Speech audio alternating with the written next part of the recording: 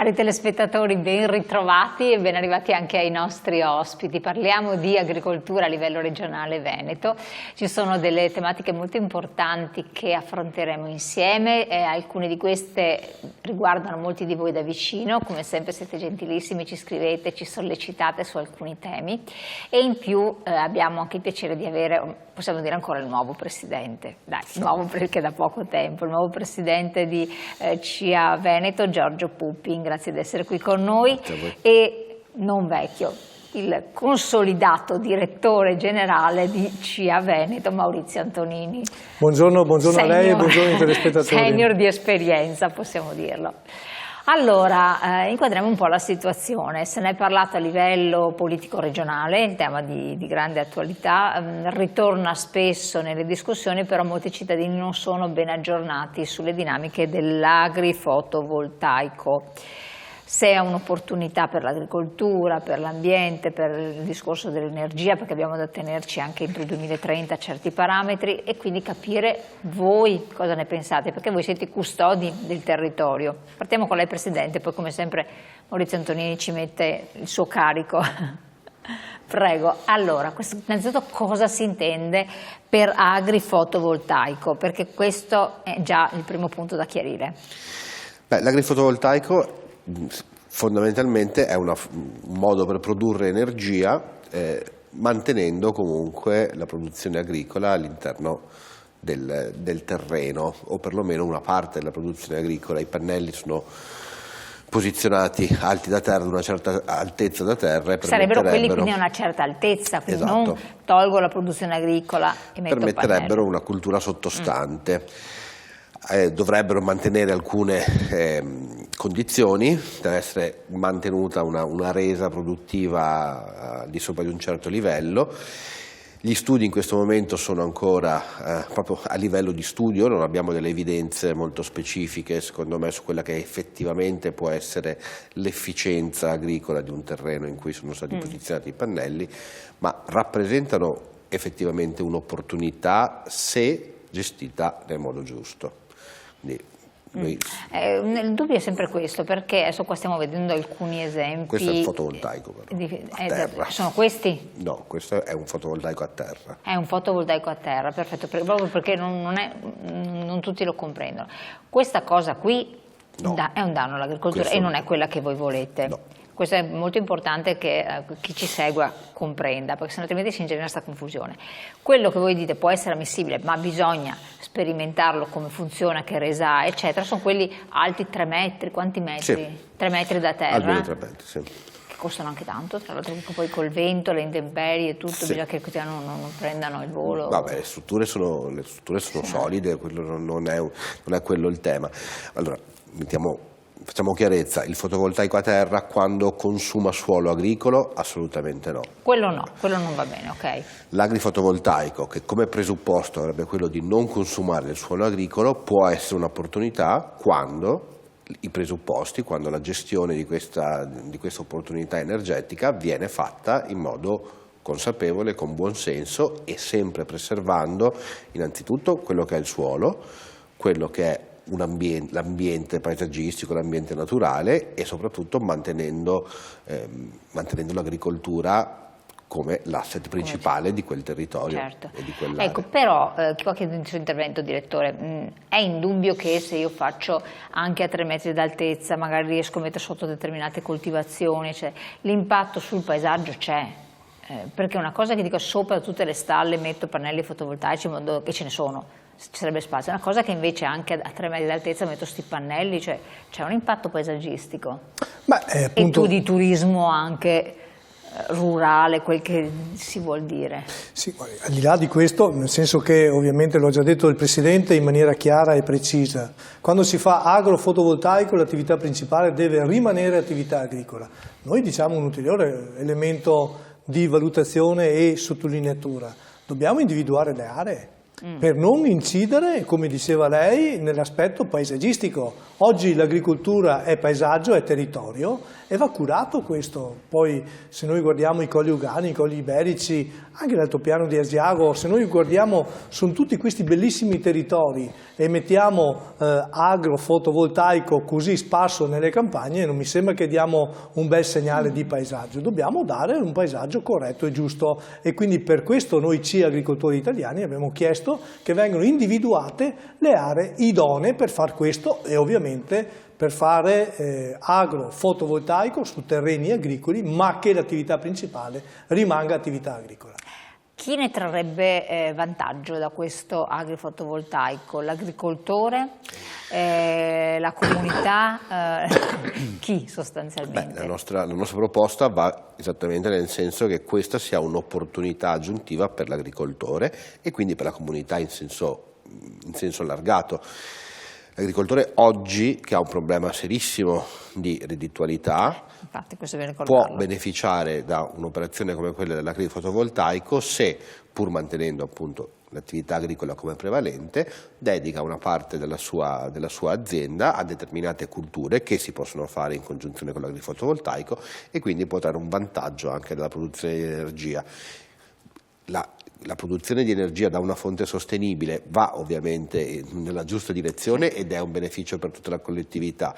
Non diventerà mai un beneficio né per l'agricoltore né per la collettività avere delle distese di campi fotovoltaici o agrifotovoltaici quando poi si deturpa un territorio e soprattutto vengono messi nelle mani di aziende che nulla hanno a che fare con il territorio, che spesso, dobbiamo dire la verità, in questo momento queste grosse operazioni di agrifotovoltaico vengono fatte attraverso aziende estere, fondi esteri, che quindi non hanno nessun legame con la comunità e con il territorio e quindi si trasforma in una mera operazione speculativa. Infatti. E noi non vogliamo che l'agricoltore si trasformi da agricoltore a produttore di energia o semplicemente da affittuario di un campo in cui viene prodotta energia. Ecco, quello che dice il Presidente è molto importante, però poi ci troviamo a che fare con i singoli, come viene sempre nel nostro paese, cioè voi rappresentate una categoria, però poi ci sono i singoli agricoltori che dicono vabbè, però a me non rende più tanto, lo vendo con questa offerta, cedo e poi succede quel che succede. Tenendo conto che nel Veneto ci sono 80.000 aziende agricole, quindi non sono poca cosa. Voi siete coesi anche con le altre associazioni di categoria in modo tale che tutti si trovino a dover avere un comportamento omogeneo? Guardi, su questo dobbiamo avere ovviamente delle idee chiare e le organizzazioni agricole su questo hanno idee chiare e precise. Noi pensiamo sia importante dare redditività agli agricoltori.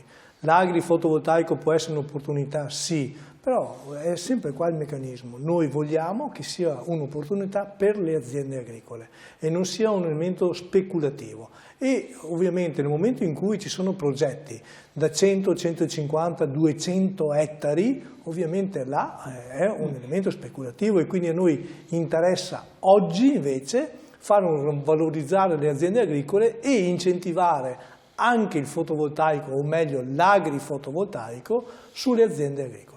Che poi basterebbe, calcolo che avete fatto con la mano, il 0,10% della propria superficie da destinare ai pannelli per raggiungere l'obiettivo energetico regionale, quindi poca cosa. Sì, ma noi, per questo noi chiediamo questo, non ci siano consumo di suolo agricolo. Oggi 800.000 sono gli ettari a livello regionale di SAU, superficie agricola utilizzata, e noi dobbiamo utilizzare e dare la possibilità agli agricoltori di utilizzare a pieno questi ettari per la coltivazione, per la produzione di prodotti, per il paesaggio e per l'ambiente.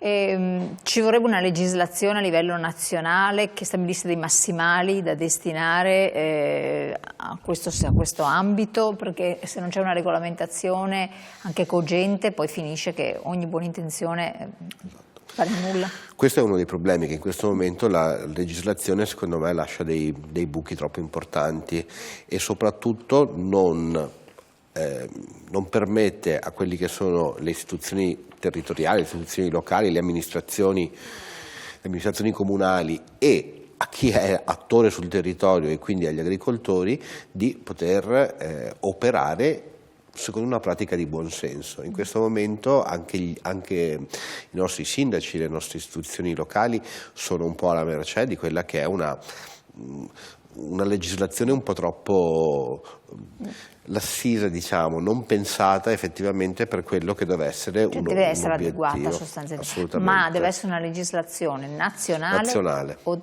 nazionale, chiaro. Francamente un messaggio: credo che si dovrebbe permettere un fotovoltaico a terra limitandolo ad una percentuale del suolo di appartenenza. Dobbiamo certo limitare gli abusi, ma anche permettere di crescere senza grosse spese. Ci sarebbero poi le aree di risulta. Esatto. Quali sarebbero? Teniamo conto che le aree di risulta da censimento potrebbero essere superiori ai 5.000 ettari. Se noi vogliamo raggiungere quello che è l'obiettivo della Regione Veneto per il 2030, servirebbero circa 8.000 ettari sul fotovoltaico, dovremmo raggiungere circa gli 8.000 ettari di impianti. 5.000 ettari sarebbero già disponibili tra quelle che sono appunto quelle chiamate le aree di risulta, aree marginali, aree non più utilizzabili per l'agricoltura, le aree degli svincoli autostradali, quelli che corrono parallele alle autostrade e ferrovie. Quindi ci sono parecchie aree che potrebbero già essere utilizzate, non sto neanche considerando quello che potrebbe essere continuamente installato sui tetti, sui capannoni e quant'altro. Per cui diciamo che spazi da utilizzare per il fotovoltaico a prescindere ce ne sarebbero, senza dover necessariamente andare a intaccare quello che è il suolo agricolo. Ho visto che un altro messaggio: ho visto che l'agrivoltaico potrebbe essere sostenuto da fondi perduti europei sino al 90%. Mi sembra un buon business per l'agricoltore che mantiene anche l'utilizzo delle terre a coltivazione. Maurizio Antonini. Mi sembra che, adesso non so di cosa il telespettatore abbia visto nei fondi europei. Oggi, per quanto riguarda il fotovoltaico, per le aziende agricole non c'è nessun finanziamento specifico all'interno del CSR o PSR o fondi specifici. Sì, c'è la possibilità oggi di avere dei finanziamenti all'interno del PNRR oppure all'interno del fotovoltaico complessivamente che possono raggiungere il 30-40%, però ecco, su questo ricordo alle aziende agricole, alle aziende che fanno utilizzo dell'energia per l'azienda agricola e quindi non ha necessità della vendita dell'energia. Quindi autorizzare questo agrivoltaico, sì, perché con autoconsumo sostanzialmente. Nel caso specifico del PNRR avere dei vincoli specifici, quindi per ritornare alla domanda e all'osservazione del telespettatore.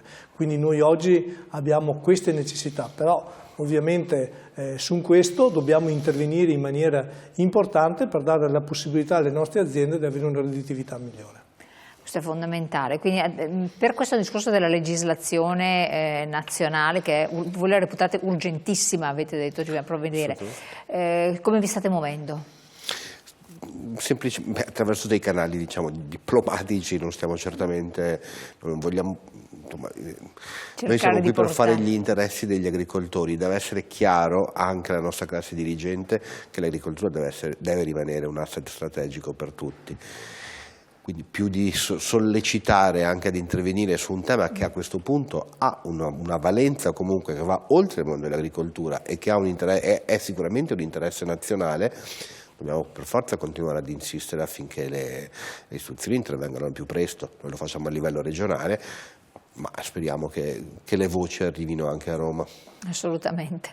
Allora, questo è quindi un dato di fatto, poi c'era anche la protezione del turismo, l'abbiamo detto, perché anche quest'occhio per voi è rilevante, perché poi tanti del settore agricolo hanno anche il reddito dal turismo agricolo, giusto? Quindi, giusto, abbiamo 1.300 aziende agrituristiche che svolgono un'attività importante nel territorio. Richiestissime peraltro. Altre 200 aziende di fattorie sociali ed altro, e quindi abbiamo un grosso numero di aziende che svolgono un ruolo importante nel territorio, sia per quanto riguarda il turismo ma anche un ruolo sociale per quanto riguarda la comunità complessiva. Perfetto, piccolo inciso, visto che ci è stato chiesto da alcune telespettatrici, nei vari territori le aziende agricole sono disponibili per accogliere anche i bambini nel periodo estivo, è corretto? Sì, e dove sì. informarsi? Devono informarsi all'interno delle associazioni agricole ovviamente, ma sono appunto quelle 200 aziende che fanno fattoria didattica e fattoria sociale e quindi hanno la possibilità di accogliere i bambini durante il periodo estivo. Quindi guardate sul sito di CIA Veneto oppure delle CIE territoriali e trovate un po' la risposta della disponibilità per poter fare un periodo limitato durante l'estate di esperienza e comunque per stare anche all'aria aperta, che fa benissimo. Andiamo in pubblicità qualche secondo, poi torniamo insieme.